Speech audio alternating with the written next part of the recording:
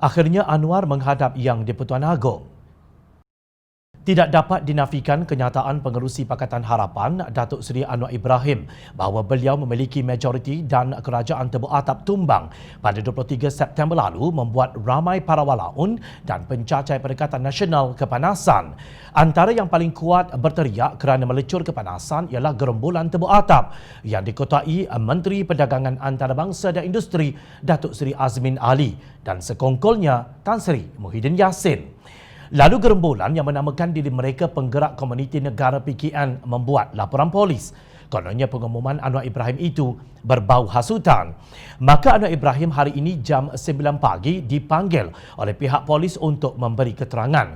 Sekali lagi, pencacai berteriak bahawa ini hanyalah helah Anwar Ibrahim yang didakwa sebenarnya tiada senarai nama ahli parlimen yang menyokong beliau.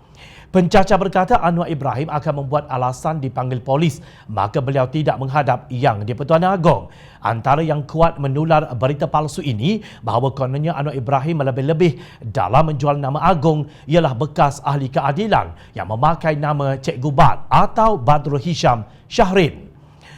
Lepas ini entah apa yang akan diputarnya lagi. Sekitar jam 2 petang tadi, Anwar Ibrahim dalam sidang medianya berkata beliau menyerahkan dokumen sahih kepada Yang di-Pertuan Agong berhubung sokongan majoriti kepadanya.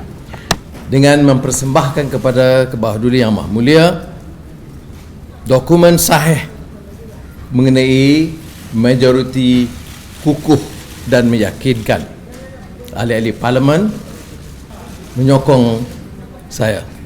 Seperti mana saya janjikan pada 23 September lalu, saya telah tunaikan hari ini dengan mempersembahkan kepada Agong dokumen sahih mengenai majoriti kukuh dan meyakinkan ahli parlimen yang menyokong saya, katanya. Sehubungan itu, ahli parlimen Port Dickson berkenaan meminta semua pihak memberi ruang dan peluang kepada Yang di-Pertuan Agong untuk menunaikan tanggungjawab baginda. Menurut Anwar, baginda dijangka akan memanggil ketua-ketua parti untuk mengesahkan dokumen beliau itu. Jumlah mencecah lebih 120 MP, tapi Yang di-Pertuan Agong akan panggil ketua parti, maka kita perlu sabar memberi ruang kepada Agong untuk memutuskannya, jelas beliau. Anwar berkata beliau menyerahkan dokumen dalam bentuk akuan bersumpah atau SD dan juga surat dari ketua-ketua parti. Dokumen saya itu saya berikan kepada Yang di-Pertuan Agong dalam bentuk akuan bersumpah dan pengesahan ketua parti, ujarnya. Sudah tentu Yang di-Pertuan Agong tidak perlu mendedahkan nama-nama ahli parlimen yang menyokong Anwar Ibrahim. Baginda bukan ahli politik.